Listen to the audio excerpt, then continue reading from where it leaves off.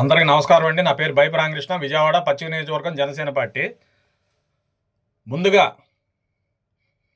తమిళనాడులో ముఖ్యమంత్రి కాబోతున్న విజయ్ గారికి ధన్యవాదాలు, శుభాకాంక్షలు. అదేవిధంగా మన జన సైనికులు నిన్నటి నుంచి చాలా బాధలో ఉన్నారు. అదేవిధంగా వైసీపీ కూడా చాలా ట్రోల్స్ చేస్తుంది పవన్ కళ్యాణ్ గారిని.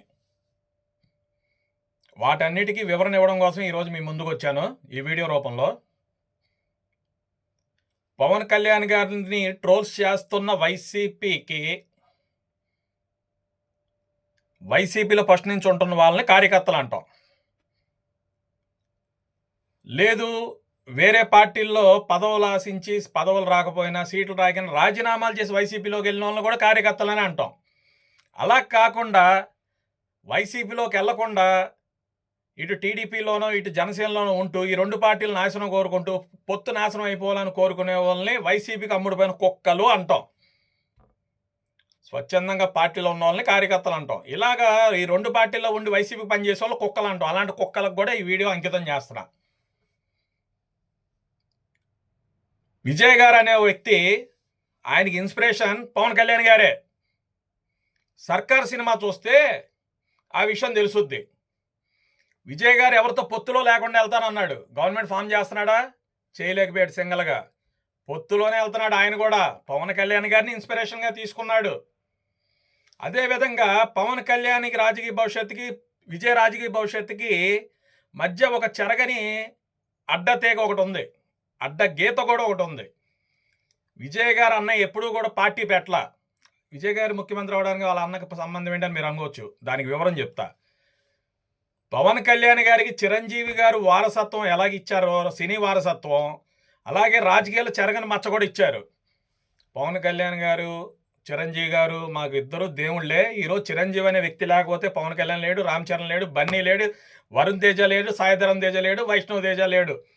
అక్కడ దాకా ఎందుకు చిరంజీవి పేరు చెప్పుకొని చాలామంది సైడ్ హీరోలు పైకి వచ్చారు. శ్రీకాంత్, రవితేజ, సునీల్ ఇలాంటి వాళ్ళు. చిరంజీవి గారిని ఇంకెంచపరచట్లా. కానీ రాజకీయంలో, సినీ జీవితంలో మొగటం లేని మహారాజు మెగాస్టార్ చిరంజీవి. అలాగే రాజకీయంలో కూడా ఒక మచ్చ ఆయన. ఎలాగా అంటే ప్రజారాజ్యం పార్టీ ఆవిర్భావం చెందినప్పుడు ఎన్టీఆర్ రికార్డులు తిరగరాస్తుంది అనుకున్నాం, టీడీపీ రికార్డులు తిరగరాస్తుంది అనుకున్నాం. చాలామంది కాపులు, చాలామంది అభిమానులు అంటే కులంతో పని లేదు. అన్ని రకాల కులాలు, అన్ని రకాల మతాలు ఉంటారు. కానీ పర్టికులర్గా ఒక్కొక్క పార్టీకి ఒక్కొక్క కులం ఆధారపడి ఉంటుంది. టీడీపీకి కమ్మవారు, వైసీపీకి రెడ్డివారు, ప్రజారాజ్యానికి కాపువారు. ఇది కామన్, ఇది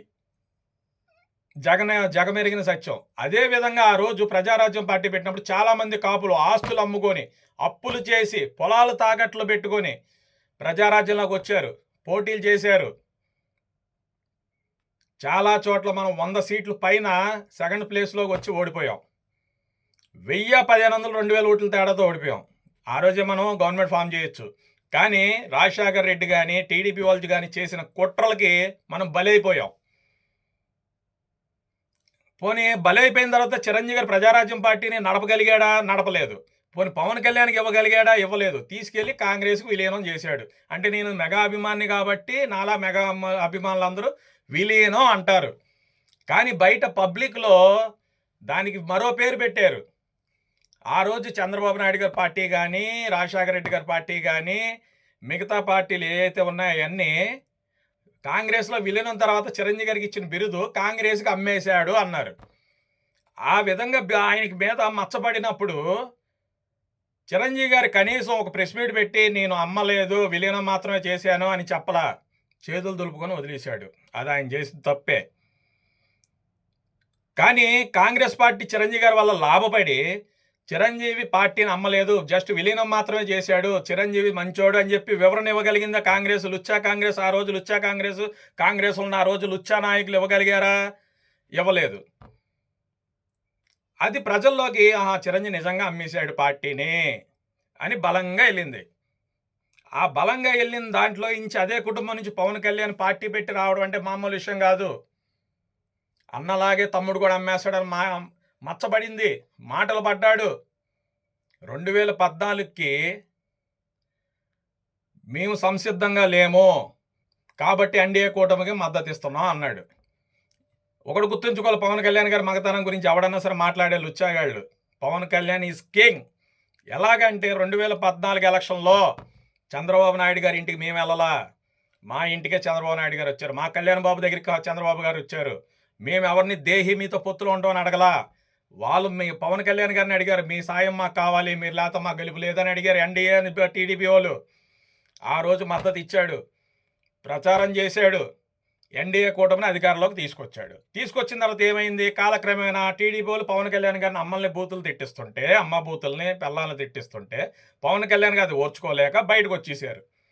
బయటకు వచ్చి ఏం చేశారు, 2019లో పార్టీ పెట్టి పోటీ చేశారు. ఎలాగా, ప్రజారాజ్యంలో జంపర్స్కి జోకర్స్కి సీట్లు ఇచ్చి మేము చాలా దెబ్బతిన్నాము, ఈరోజు అలాగ ఇవ్వం, మేము చిరిగిన చొక్కాలకి లబ్బర్ చెప్పులకి మేము సీట్లు ఇస్తాము అని పేదవాళ్ళకి సీట్లు ఇచ్చాడు, మిడిల్ తరగతి వాళ్ళకి ఇచ్చాడు, రాజకీయంలో అనుభవం లేని వాళ్ళకి కూడా ఇచ్చాడు. ఇచ్చి ఏం చేసాం, ఆ రోజు కూటమితో వెళ్ళాం, సిపిఐ సిపిఎంలతో కూటమిలో వెళ్ళి దాదాపు 22 లక్షల ఓట్లు తెచ్చుకున్నాం. ఆ 22 లక్షల ఓట్లు వచ్చిన తర్వాత మన ఎలక్షన్ అయిపోగానే సిపిఐ సిపిఎం పారిపోయింది మనల్ని వదిలేసి. తోక పార్టీలు కదా, ఎవరితో నడుము బలంగా ఉంటుందో ఆ తోక పట్టుకుంటారు వాళ్ళు మనల్ని వదిలేసి వెళ్ళిపోయారు. పవన్ కళ్యాణ్ గారు భయపడలా, కుంగిపోలా, కుసించుకుపోలా, పార్టీని అమ్మేలా విలీనాలా చేసేలా మగతనంగా నడిపించాడు. 2019 నుంచి 24 మధ్యలో పవన్ కళ్యాణ్ గారు పార్టీని నడిపించిన విధానం అమోఘం, అద్భుతం. కానీ పవన్ కళ్యాణ్ గారి మీద కూడా మచ్చ ఉంది. 3 పెళ్ళిళ్ళు అనేది మచ్చ ఉంది. ఆంధ్ర రాష్ట్రంలో పల్లెటూరులు ఎక్కువ ఉంటాయి, పల్లెటూరు వాతావరణంలో ఎవరు కూడా దాన్ని యాక్సెప్ట్ చేయరు. ఆయన ఏ కారణంతో అలా చేయాల్సి వచ్చిందో, ఎందుకు చేయాల్సి వచ్చిందో అది మనలాగా కొంతమంది పాజిటివ్గా తీసుకుంటారు, కానీ విలేజ్ల్లో అవి నెగిటివ్గానే తీసుకుంటారు. ఆ ఎఫెక్ట్ వల్ల 2019లో మనం గెలవలేకపోయాం. కాలక్రమేణా 19 నుంచి 24 మధ్యలో పవన్ కళ్యాణ్ గారు విడాకులు ఎందుకు తీసుకోవాల్సి వచ్చింది, పెళ్ళిళ్ళు ఎందుకు చేసుకోవాల్సి వచ్చింది, ఇవన్నీ ప్రజలు తెలుసుకున్నారు. తెలుసుకొని ఒకవేళ అతను పెళ్ళిళ్ళు చేసుకున్నా సరే చట్టపరంగా విడాకులు ఇచ్చి చేసుకున్నాడు, తనకు పుట్టిన బిడ్డల్ని తన వద్దే ఉంచి పోషించుకుంటున్నాడు, వాళ్ళకు దారి చూపిస్తున్నాడు. ప్రజలు ఇవన్నీ తెలుసుకున్నారు, పవన్ కళ్యాణ్ గ్రేట్ అన్నారు. ప్రజారాజ్యం విలీనం అనే మచ్చని, పవన్ కళ్యాణ్ గారికి ఉన్న పెళ్ళిళ్ళని అన్నీ మర్చిపోయి పవన్ కళ్యాణ్ గారి వైపు జనం మొగ్గు చూపించారు. దాని ప్రతిఫలమే 2024లో టీడీపీ కూటమికి మనం మద్దతు ఇస్తే, మనం టీడీపీతో కలిసి వెళితే 21 సీట్లు ఉన్న టీడీపీ ఈరోజు 164 సీట్లకి వెళ్ళిందంటే పవన్ కళ్యాణ్ దయా, పవన్ కళ్యాణ్ చరిష్మానే. అదేవిధంగా 151 సీట్లు ఉన్న జగన్ 11 సీట్లు పడగొట్టింది కూడా పవన్ కళ్యాణ్ గారే. జగన్ని అదలపోతలను తొక్కుతాను, ఈ పార్టీ నామరూపాలను చేస్తా అన్నాడు, అలాగే చేశాడు. అదేవిధంగా జన సైనికులు ఎవరు కూడా అధైర్యపడద్దు. పవన్ కళ్యాణ్ గారు అజ్ఞాతవాసం, అరణ్యవాసం 2 అయిపోయినాయి ఆయన. ఇంకా ఉన్నది పట్టాభిషేకమే. ఆ పట్టాభిషేకం కూడా మనం ఏం చేయాలంటే, కూటమిని విడిగా మనం సింగిల్గా పోటీ చేస్తే మళ్ళీ ఆయనతో పాటు అందరూ ఓడిపోతారు. అదేంటి, ఆయన పిఠాపురంలో అభివృద్ధి చేశాడు, అక్కడ చేశాడు కంటే ప్రజలు వ్యతిరేక గాలులు వచ్చినప్పుడు భగవంతుడి నుంచున్నా ఓడిస్తారు. ఉదాహరణ డిఎంకే స్టాలిన్ ఒక ముఖ్యమంత్రిని ఓడించారు.